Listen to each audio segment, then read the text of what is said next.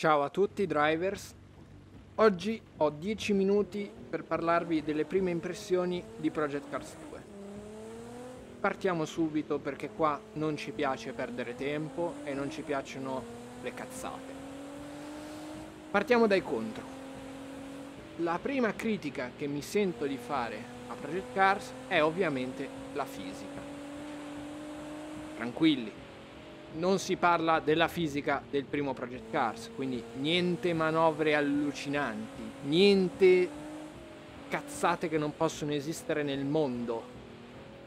Tuttavia, quello che fa storcere il naso è il fatto che comunque riesce a trovare il grip, in alcuni casi, dove non dovrebbe esistere. Quindi tu ti aspetti di aver fatto una curva in maniera veloce, con una grande percorrenza, e poi scopri, magari facendo un errore, che quella curva la puoi fare a 5 km/h in più seguendo una linea inesistente, che non può esistere nella realtà. E questo è il primo punto, quindi una fisica che migliora, ma che purtroppo rimane lontana dai nostri simulatori preferiti. Quindi complimenti Project Cars 2, hai fatto un buon lavoro, ma comunque c'è ancora da magnà. Quindi so che molti di voi si scaglieranno, come ho fatto io, sul marketing con sti cazzo di piloti che ci hanno fatto due palle così, e l'abbiamo sviluppato coi piloti qui a destra manca, però comunque rimane che la fisica non è poi così tanto realistica. È un buon compromesso per divertirsi, ma che comunque ti permette delle esagerazioni. Non come il primo, sottolineo, ma comunque in certi casi le esagerazioni le fai e vai avanti e continui a andare, invece dovresti stare al muro. Punto 2. Le macchine. 180 macchine. Ora, qui state vedendo il video di una GTR a ring con la pioggia. E qui mi sono tolto il cappello, ho detto wow ragazzi, che figata. Finalmente sento la macchina che senza controllo di trazione, senza nessun tipo di elettronica, mi trasmette la sensazione di guidare a ring con la pioggia, quindi con le dovute perdite di aderenza.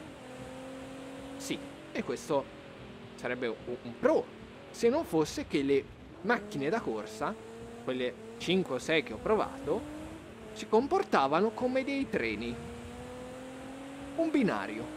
Tu puoi mettere la pioggia, bufera, non tocchi il setup, quindi non sgonfi le niente, tu non fai niente, lasci il setup stock e la macchina rimane un binario. Ti fai delle entrate in curva che manco Prost, manco Schumacher, cioè sei il nuovo Schumacher a detta di Project Cars 2, e la cosa ti fa incazzare perché dici ma no, ma perché sulla fisica della GTR mi hai fatto un buon lavoro e qua sulla R32 da corsa sembra che sto guidando sull'asciutto, cazzo. Qua ci sono 10 centimetri d'acqua, no? C'è Noè che incomincia a costruire l'arca, no? Che chiama gli animali. No, le macchine da corsa sono un mistero sulla pioggia, sono un mistero. Ieri ho caricato un video della F50 GT e già lì potevate notare che in alcune curve il grip lo trovo lo stesso, a velocità che sono leggermente superiori da quello che ti aspetti da un simulatore come Assetto Corsa, per esempio, come R-Factor 2. E quindi la domanda è: 180 macchine, sì, ma quante con una fisica più o meno realistica e quante con una fisica che ma proprio meh? E questi sono i due punti che subito saltano all'occhio. Ho fatto circa 3 ore di gameplay, di test, vedere un po' come si comportavano in diverse situazioni, asciutto, bagnato. Non ho ancora provato la neve, ma me ne frega poco niente. Ma comunque, queste sono le prime cose che ti fanno capire che hai speso 50 euro per avere un sim arcade molto buono perché c'è da dire che è molto buono se lo includiamo in quella categoria, ma rimane comunque lontano dai simulatori. Ora, punti a favore. La varietà. Lo so, il primo punto volevo che fosse un po' stupido. Sinceramente, ragazzi, tanti circuiti, tante auto, che poi dobbiamo approfondire quali funzionano bene, quali funzionano alla cazzo di cane, ma tante auto, tanti circuiti, tante possibili variabili. Questo è una cosa fondamentale, perché altrimenti facciamo la fine di Assetto Corsa con sempre i soliti circuiti, sempre le solite categorie dove competere. No, questo è un punto che assegnerei a Project Cars 2, assolutamente. Qua ti puoi divertire in tante salse diverse. Punto secondo, molto importante, sottolineo molto importante, il force feedback.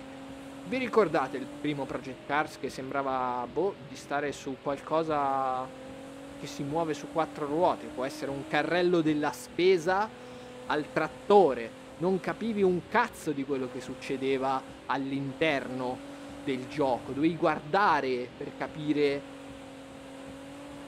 cosa sta succedendo, ma sta andando in sovrasterzo, ma sta sottosterzando, non lo so. Devo guardare il video per capire. Qui invece il discorso è totalmente diverso. Hanno lavorato bene, e sottolineo bene, sul force feedback. Ora hai un'idea di quello che succede mentre stai girando. Fantastico, assolutamente fantastico. È molto più comunicativo.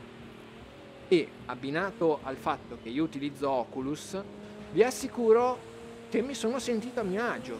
Di solito, quando passo da un simulatore come Assetto Corsa e passo su Race Room, che non mi fa impazzire, anzi non mi piace per niente, ve lo dico chiaramente, o a R Factor 2, ho bisogno di quei 10-15 minuti per adattarmi. Qui invece è stato immediato. Ho capito che il force feedback mi trasmetteva le cose che stavano succedendo. Quindi, secondo punto a favore, l'abbiamo fatto. Terzo e ultimo punto a favore, le cazzate. Le cazzate, perché le cazzate? Perché quando andiamo a vedere un sim arcade che ci deve far divertire, guardiamo anche le decorazioni, i ghirigori, gli effetti, la grafica, insomma quelle stronzate lì che di solito non ce ne frega niente. Qua devo dire che sono rimasto impressionato da un paio di situazioni dove, sempre girando a ring con la pioggia, si formano le pozze. E tu dici, vabbè, ma sì, ci passi sopra e non cambia niente. Non è vero un cazzo. Aquaplaning che ti sbatte al muro. Quindi, correzione delle traiettorie, maggiore attenzione a dove metti le ruote, perché finalmente anche il discorso erba è stato cambiato. Io mi ricordo nel primo Project Cars che se andavi nell'erba non succedeva quasi niente, sì, è un 5% in meno di aderenza rispetto all'asfalto. Qui le cose cambiano e si fanno sentire. E per concludere, ragazzi, gli effetti sonori sono fantastici. Il motore è una roba allucinante. Quando mi metto su Assetto Corsa non ho questa sensazione.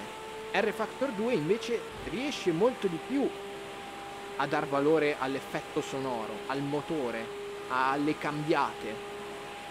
E la stessa cosa posso dire di Project Cars 2, cioè il comparto sonoro che è favoloso, mi sembra di essere lì. Quindi spero di non aver speso 50 euro per avere 175 auto di merda e 5 fatte bene. Ci vediamo al prossimo video. Saluti e baci, Project Racing.